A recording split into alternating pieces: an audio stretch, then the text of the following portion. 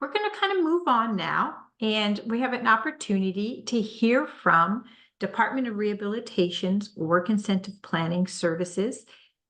I'm excited that Brian Connors, the manager for the Social Security Programs Unit, and Tina Martinez, one of our amazing work incentive planners in the Inland Empire, are going to discuss our work incentive planning services program.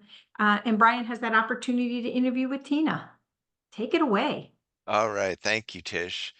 Yeah, I I'm here with Tina Martinez, and Tina works in the Riverside office of the Department of Rehabilitation as a work incentive planner. So, welcome, Tina. Thank you, Brian. Good Yeah, to see everybody. thank you for joining. Can you share a little bit about your roles as a work incentive planner at the Department of Rehabilitation? Of course I can. And for bandwidth purposes, I'm sorry, guys, I am going to turn off my camera because I've already been booted out of this webinar once. So I apologize, but I am here. So sorry about that. So bye for now. Okay. All right. But basically, yes, like Brian said, I am a work incentives planner, WIP, right? WIP stands for Work Incentives Planner. And basically, the goal of DOR's Work Incentives Planning Services is to provide benefits counseling to our participants who receive those disability benefits through the Social Security. So WIPs provide like in-depth and personalized and accurate guidance to help people take advantage of the work incentives and the employment supports to minimize the risk of losing your benefits. So WIPs are available in all of DOR offices throughout California. And if you're already working with DOR, you can contact your counselor and ask them to refer you to one of your local WIPs. So I bet many watching this video today and who are receiving Social Security disability benefits are wondering, how can a work incentive planner help me? That's a good question, right? So we hear lots of misinformation out there about working while on those Social Security benefits. So us as WIPs, we help people to understand how Social Security works. We give information that they need so they can make informed choices about their employment goals and with an understanding of what will happen to those benefits. So WIPs can answer questions about how earned income will affect the Social Security disability insurance or SSDI, or your supplemental security income, SSI, your Medicare, your Medi-Cal, and all those other public benefits that you might be receiving. So working with a WIP helps someone understand that they don't have to rely on a disability check forever. Instead, you can take steps to improve your finances through a meaningful career, right? That's what we all want. And it's really rewarding to work with someone who can, maybe for the first time, take those steps to, fulfill their employment dreams or, maybe get some gifts for their loved ones, pay for a vacation, or even saving for their own home. All that is possible, and we are here to help. Wow, and I bet that would be really life-changing. Hmm. Yeah, so for those who are receiving benefits right now, can you provide one recommendation to them um, that you suggest? Of course. Like Grace had mentioned multiple times, right? We talked about reporting, reporting, reporting. Good record keeping is huge. So keep track of your earnings. Be sure to report your wages monthly to SSA, whether it's you as the beneficiary or your representative payee, because you need a good support system, right, to help you through this process, establish that monthly routine to get those wages reported. You can do that whether in person by going to your local SSA office, putting those, copies of those pay stubs in the Dropbox. You can use the phone app. You can fax them in. You can use the SSA portal. You can mail them in. Basically, just choosing whatever option works for you, but always keeping good records, right? So we want to make sure that we're reporting timely. You can notify again, like Grace mentioned, notify Social Security when you're starting a job. If your hours are reduced, if your job ends, submitting those pay stubs allows Social Security to get your employer's federal tax ID number or the employer identification number. And they'll be able to input that into their system. And then, when you go to report your wages, say you start a job in July, your wages need to be reported by the 6th of August. Um, and then typically, if you have not received a correspondence from Social Security confirming the receipt of your wages, you're going to want to follow up with them and make sure that they have received your wages and added that employer tax ID number to their record. So once that's done, they'll add that to your SSA profile. Grace again showed us how you can go online to your Social Security account, and there's a wage reportal right there where you can report wages, or like I said, report them over the phone. There's a reporting system on the phone. There's a wage reporting app you can download from your Android or your Apple store for free.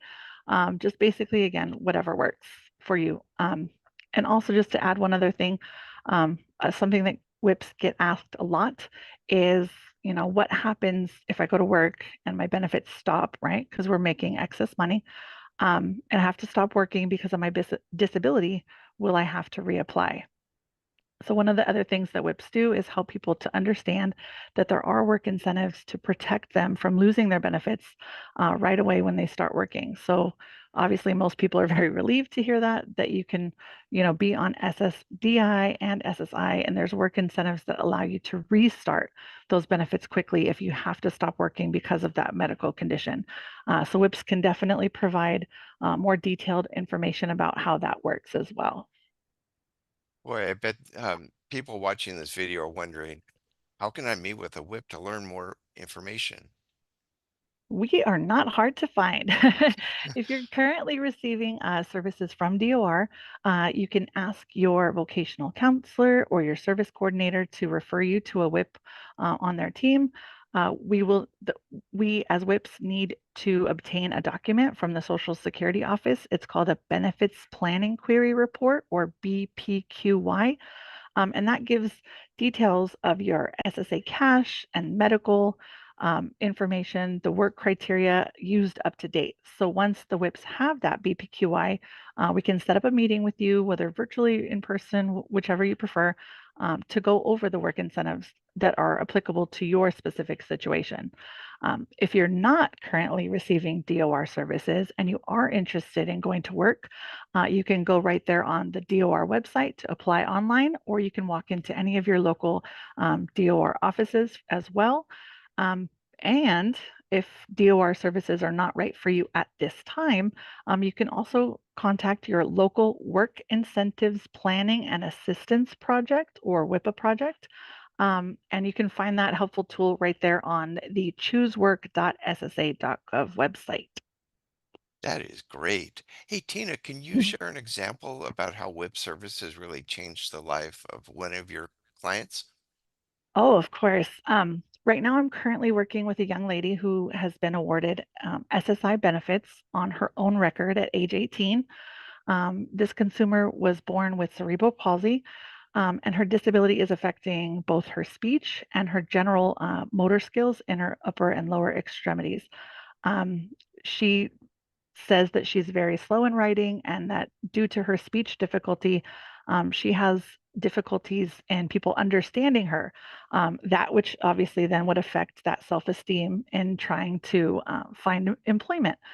Um, so she came to us because her mother heard about DOR and our services while she was at work at a local courthouse, and they came and applied for services for this consumer. She's been working with a great team. You have, your DOR counselor, your service coordinator. We helped her out with getting a job coach, and then she's got her additional support from the Inland Regional Center service in our area. Um, this consumer previously had done very well in college. She'd gotten her bachelor's in business management, but her only previous work experience was just volunteer work at her local library bookstore for the last 6 years. And her mother wanted a job where she could, increase that earnings potential and actually establish some credit. So she wanted to work somewhere, in HR, human resources, and worked out a plan with her DOR counselor to make that happen. So we actually helped her obtain employment in the human resources department at the San Diego Superior Court. And with the help of her job coach, she received guidance, self advocacy skills to help her communicate effectively with her coworkers, her supervisors, and basically just to acclimate her to the world of work. So right now, she's working 20 hours a week, earning $20.87 an hour. The job is fully remote, which was her preference because of her need to use the forearm crutches and the scooter if need be. But she's been successfully working for over 90 days. She's stable on her job, no longer receiving that job coach support, and is completely and fully independent. Um, so while working with me, we reviewed her wages and how the SSA would suspend her cash benefit due to her earning those higher wages. We talked about proper wage reporting. I helped her understand that she could work and earn just over $58,000 a year and keep that eligibility for that free SSI linked Medi-Cal. Obviously, both her and her mother gave a big sigh of relief upon hearing that information, right? And then we discussed the opportunity of applying for a CalAble account to give her that possibility of actually saving money without her benefits being affected. So again, she's doing great at work. She's happy with her job. And then having that accurate information about her disability benefits and healthcare, it gave her that confidence to go ahead and give work a try. And she has very much expressed her thanks to everyone on her DOR team for their support. And we're actually going to be closing her case successfully next week. Wow, what an inspiring success story, Tina. Thank you so much for sharing that. Thank you for allowing me to share. Yeah. Well, we only have a couple minutes left, and so I wanted to see if we could use that time to see if you have any final thoughts or takeaways that you'd like to share with our viewers today. Basically, it's really important to take it upon yourself and your support team to be informed, right? And take ownership of those disability benefits, the finances, and the monthly expenses. So I think, I would tell you to walk away with you can work at whatever level is best for you while you're receiving those disability benefits, and you don't have to do it by yourself. There are supports out there. So whether you're looking for a job for the first time or returning to work after an injury or illness, there's multiple resources to help you. Us work incentives planners, we're available to provide that ongoing support and answer questions related to the disability benefits and work, and hopefully obviously then giving you some peace of mind so you can just really focus on that work goal. So we are here. Reach out as you need to. Well, thank you so much for sharing all this great and valuable information with us today, Tina. Of course. Thank you guys for having me. Sure. So for those of you who are interested in learning more about WIP services or applying and receiving services at the Department of Rehabilitation, we're going to be sharing that information with you in just a few moments. So I'd like to turn it over to Tish to provide some of that great information. Awesome. Thank you, Tina and Brian. Really a great highlight of the Work Incentive Planning Services program at DOR. I know that my colleague Vanessa placed some links in the chat, but I'm also going to be sharing with you some resources and how to connect with your local work incentive planning and assistance programs, providing that guidance to get in touch with a work incentive planner at the Department of Rehabilitation. It is super easy, as Tina mentioned. Speak with your counselor and ask for that referral to meet with one of our work incentive planners. The information that the work incentive planner can provide is really life-changing. Right? There are a number of services and supports available for free to help you reach those employment goals.